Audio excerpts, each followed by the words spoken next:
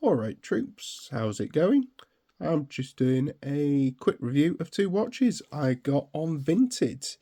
I got these both for £22, but £26 in total, including all the shipping and the little add-on fees. And it's these two. Now, first thing you'll notice is the brand, Prince London. You've probably never heard of them. I hadn't up until the point I bought them. And I bought them purely because it was two mechanical watches that were working for total £26. First impressions, I really like them. Now they're a bit dirty. Need to give them a good polish.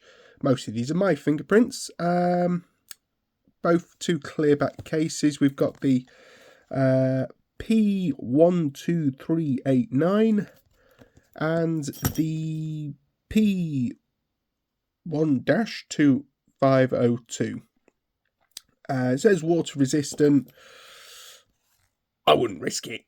You know, the thing you've got to bear in mind with these are, if you've never heard of them, that's probably not a good sign. I did some research on these. Now, this one I can't find anything on, but this one I found, obviously, it looks like a Big Bang Hublot. I mean, it's identical. No chronograph bits, which is good. I don't really like the Big Bang with all its extra bits. But it's definitely, what I say, if you use the word homage or knockoff, whichever one you want to go with. Personally, I actually quite like this one over this one. And I like this one because it fits really, really well on the wrist. It takes a 22mm strap, and I can't zoom in that far, but I've got very big wrists. Smaller watches, like I said, this one, for example, they just get lost on the wrist. So something with a bit of presence is good. I really like the dual second hands going round. I've worn this one more than this one for a fair bit now, and this one, you know, keeps time perfectly. It's really, really weighty, but not weighty enough that it's a horrible thing. I think this one is just right. I really, really like it. The only downside I would say is, obviously, it is a Hublot.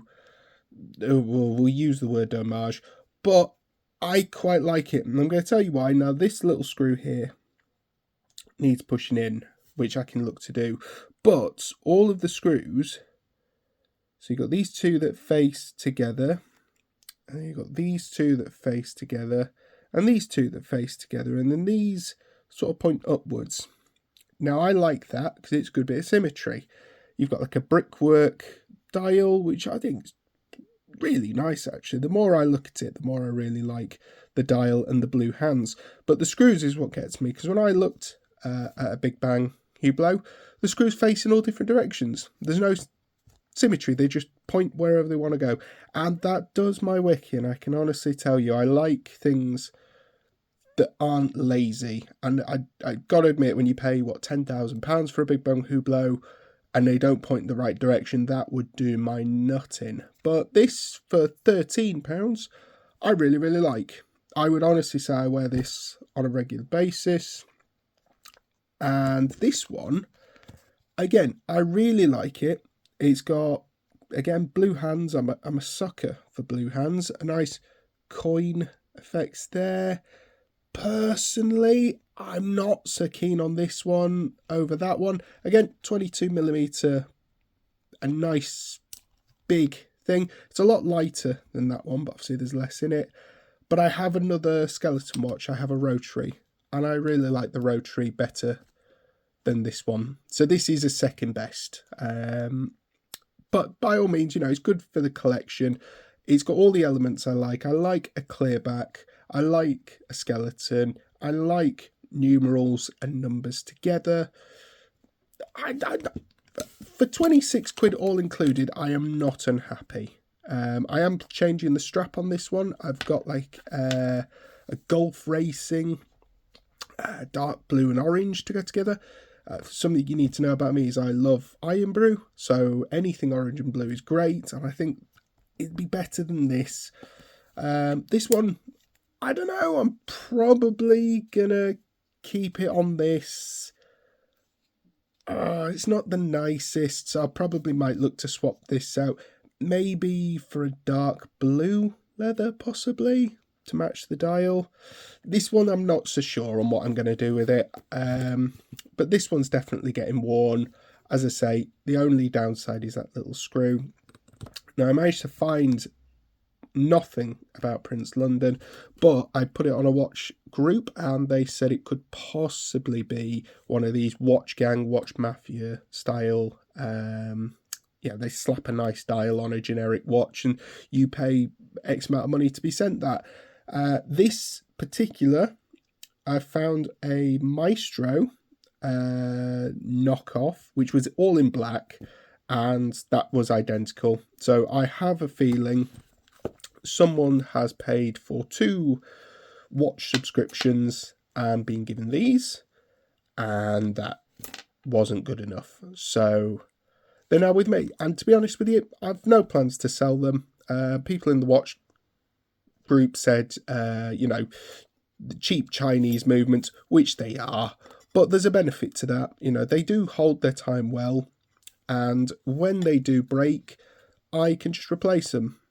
They evidently are not homageable or prestige, but then again, they were £13, and I get a nice little port window style. I get a nice chunky feeling, and they do a job. They tell the time. I really, really like them.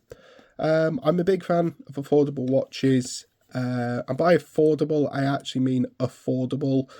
So I'm probably going to do a lot more videos showing you what I've got and my collection and the projects I've got going on. I usually do one a week sort of style with watches. I've got absolutely loads on the go. So hopefully I'll be able to share a lot more with you on that. But if you were to find a Prince London out in the wild and you thought you would like to buy one, I'd say do it. As I say, they're cheap watches, but they are cheap to run. You can, with a little bit of skill, you could just replace that movement if anything broke, or you damage the glass in any way. You could just pop it out and get a new one. You won't lose any money on it because it's a watch you like in your collection. If you don't like them, don't buy them. But yeah, I'd love to know what you think in the comments below. Which one's your favourite? Would you do anything to the straps with them? Would you do anything at all? I'm really, really interested to know. Have you got a watch from this particular brand? Did you get this through a watch subscription? I'd love to know. Drop a like, pop a follow, leave a comment, whatever you want to do. But I really appreciate you guys obviously sticking around to hear this. As I say, it's not often you get 2 watches for such a low price. For the technical specs, you're looking at 15 millimeters on both. Now, I thought this one was a lot thicker than this one, but that's just an illusion. They are both identical, and I don't know, I'm going to get it on 57, but then if you were to boil it down a bit, 42, call it, and then this one 44.6. So they're big, but again, I'm delighted. I'm really, really pleased with what I've got. I think, I've got myself a really good bargain, and that's 2 watch. I wear a different watch every day. That's 2 days I can wear these on rotation, and yeah, really, really, really pleased. So thank you very much for joining, and I'll see you on the next one. Bye bye.